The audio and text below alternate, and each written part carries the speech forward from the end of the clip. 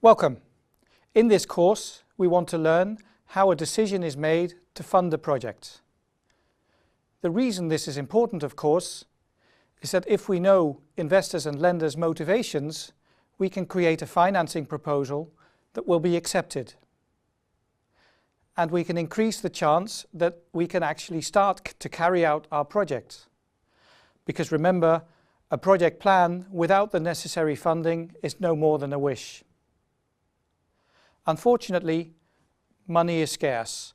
The people who have money, such as banks and investment companies, have more calls on their money than they have money to invest. They cannot satisfy everyone who submits an investment proposal. They need to make choices about which proposals to back and which ones to reject. These investment proposals could be quite diverse in nature, ranging from the opening of a new store, building coastal defences, to cleaning up plastic waste from the world's oceans. In order to choose wisely, investors need a system that can compare the proposals like for like, and that can apply an objective criterion to weigh one against the other. There is exactly such a system, and it's called financial analysis. It's what investors and lenders apply, and it makes use of the fact that all investment proposals require cash flows to invest, and then they generate cash inflows when they start to operate. These cash flows give a uniform, objective and measurable criterion to apply to all investment proposals. A power plant will produce electricity revenues, a new store or a website will generate product sales, and an education will generate higher earning potential, etc. Then, when we have the cash flows, we need to value them in order to be able to compare them. You could simply add them all up and go for the proposal that creates the highest value per invested dollar. Let's look at two projects and compare their cash flows. Project A and B both require an identical investment, an investment of $1,000, and after 5 years they have both generated identical cumulative cash flows, $350 in total. However, there's an extra step we need to take now. In valuing cash flows, we need to take into consideration their timing. Later cash flows are worth less than earlier ones. If we had a choice between $100 today or $100 in a year's time, we wouldn't normally be indifferent. With $100 today, we could have $104 after 1 year if we would put that money in a bank account at 4% interest rate. We call this concept the time value of money, and we do this by discounting the cash flows at the prevailing interest rate, the so-called discount rate. The analysis we apply here is called discounted cash flow analysis, or DCF for short. The formula we apply is as follows. We take a cash flow and we divide that by 1 plus the interest rate, and then we do that to the power of the number of periods we have to wait. So I is the prevailing interest rate, N is the number of periods we have to wait. In this formula, the present value is lower if the divider is higher. The divider will be higher if the interest rate is high and if the period we have to wait is longer. Then we can add all these discounted cash flows up and get the net present value of our investment, or its NPV. A higher NPV suggests a more attractive investment. Now let's look at our two projects again, and let's factor in the time value of money. We're assuming that the discount rate is quite high for illustrative purposes. We divide each cash flow according to the formula and get the net present value of each cash flow, and then we add them up to get the NPV. Now we see that project A is clearly more attractive because its cash flows come in earlier. The NPV is the first criterion that investors and lenders will apply to determine if an investment is attractive. If an investment has a negative NPV, it will cost more than it generates. In an economic sense, making such an investment would only destroy value.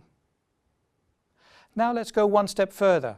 Now we want to determine what rate of return our investment is expected to generate, because a higher return is generally more attractive than a lower one. The second criterion that investors apply is the internal rate of return, or the IRR.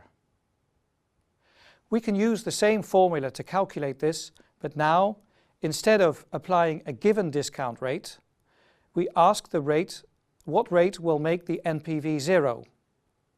This is an iterative calculation in which we seek the right discount rate. We'll see later that Excel provides a useful formula for this. Let's look at our two projects again. Project A has an NPV of 0 if the cash flows are discounted at 12.08%.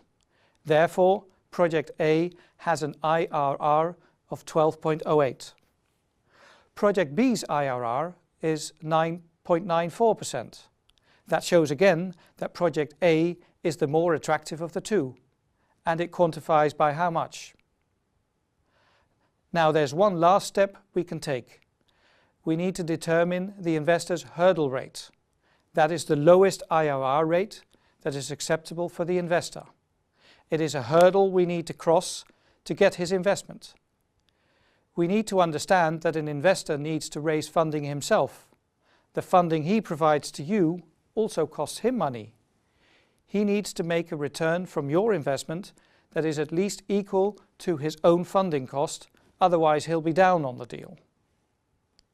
We can conclude that our project IRR needs to be above the investor's hurdle rate to get his money.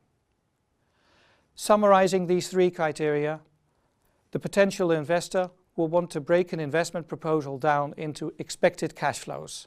Then, allowing for the passing of time and the interest cost of waiting, the investor will apply a discounted cash flow analysis. In this analysis, he'll apply three criteria: the net present value, the sum of all cash flows valued today, the internal rate of return, or the IRR, that's the effective rate of return that the investment can be expected to generate, and then 3, that IRR needs to be more than the investor's hurdle rate to be attractive to him. A few remarks on the IRR and on what return is enough to attract an investor's money. Here we need to realize that there is a direct relation with the investment risk.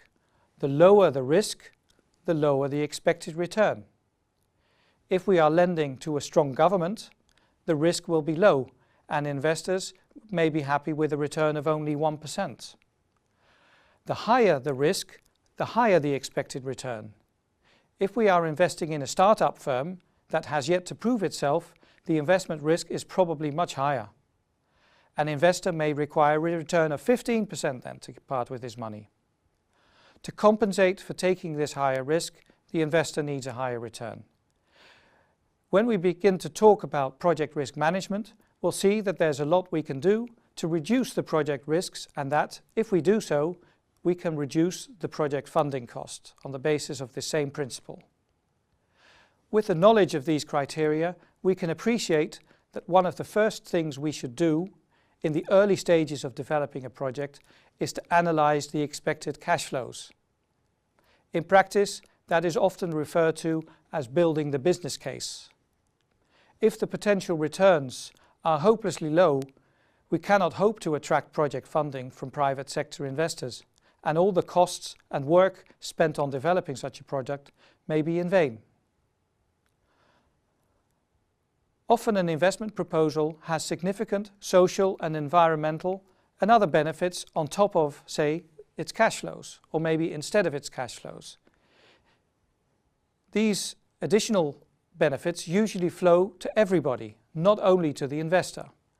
Everybody enjoys cleaner air, fewer traffic jams, less CO2 emissions and better coastal defences. The financial analysis system that has been described here provides that these are generally only of secondary importance for a private sector investor.